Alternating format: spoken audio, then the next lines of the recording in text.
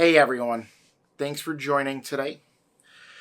Today's video is going to be a little bit different in that I'm going to be discussing a topic that isn't often discussed in breeding in general, let alone reptile breeding or snake breeding or ball python breeding.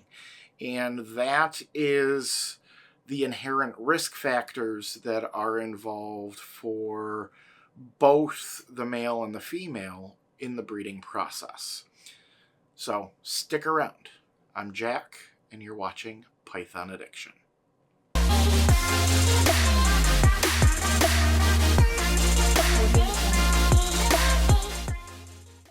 Thanks very much for joining today. So today is a little bit of a sad day here at Python Addiction, and is what prompted today's video. And it's sad because one of my older girls, Isis, who was one of my pinstripe girls, passed away. She is the one that earlier this season laid an entire clutch of slugs, and afterwards had a rocky start to getting back on food. I did eventually get her back on food, but she still passed away. And this is what prompted today's video, as I want to kind of express, especially to those that are looking at getting into breeding, that this is a very big aspect or concern that you have to take into consideration if you're looking at breeding. Is there are chances that the stress of breeding can kill your snake.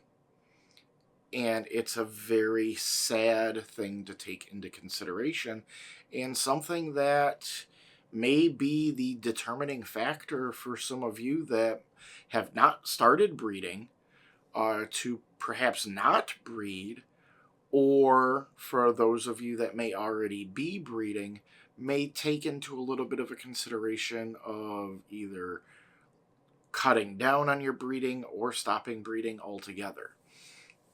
It's a very hard thing to deal with, especially for me, because all of the animals that I have here, I don't look as just something for sale. They are all pets to me until I find them new homes. So I handle them and hold them on a regular basis, and I establish bonds with all of them, even though some of the bonds may be a little on the rocky side, like with my girl Wednesday, who is not as handleable as some of the other snakes that I have in my collection. But I establish a bond and work with each and every one of the animals that I have here. And the potential of losing one hurts. And that's something that I wanted to take the time today to kind of convey to all of you, is to take that into consideration, that every time you're doing a pairing, that there is inevitably a risk factor that you have to take into consideration, because breeding puts a large amount of stress onto the snakes. More so the females than the males, but it's stress nonetheless, because they can all go off from food while they're breeding. Females most definitely go off from food while they're actually going through the egg building process after they've been paired and everything like that. Males, I have some males that will stop eating when they start pairing, and I have others that will just keep eating. It doesn't matter. I still offer on a regular basis for everyone, but there's that risk of them going off from food. And then with the females, they definitely do stop eating, especially as the eggs are getting bigger and bigger in their system. They just don't have a place to be able to digest and pass the food while the eggs are there. So it's a normal function of the whole egg laying cycle for them to actually go off of food. That, as I stated, puts a very large amount of stress on all of their organs, and that can have negative impacts, even weeks, or in the case of this girl, a few months down the road, to where they could be perfectly fine, and then all of a sudden that stress just takes its toll. And it's something that everyone has to take into consideration. So I wanted to share this with all of you as a learning point, as something to understand that if you are breeding, it's a risk that you are taking with your animals when you're doing that pairing. So let me know in the comments below if you are already a breeder, if you've already experienced this.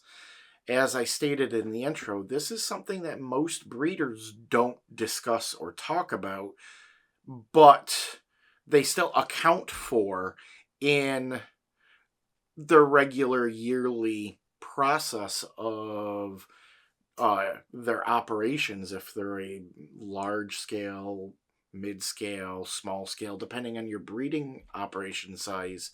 It's something that many take into consideration, but it's not something they outwardly discuss on a regular basis. And it's one of the topics that some people have a moral issue with when it comes to breeding. So let me know in the comments below what your take is. If you're a breeder, if you're not a breeder, what do you think? It's something that we all should be aware of when it comes to the whole breeding process. If you liked today's video, as always, please do hit that thumbs up button, as that lets me know that you like this type of content. Again, I know today's content was a little bit of a downer and a little bit on the sad side, which I'm sorry for, but I'm sad as well inside, and this is something that I wanted to share with all of you. And otherwise, if you've made it this far into the video, as always, please do subscribe, and while you're at it, click on that notification icon, as that'll let you know when I post new videos. I tend to do at least one video a week. So until next time, I love you all. I'm Jack, and you've been watching Python Addiction.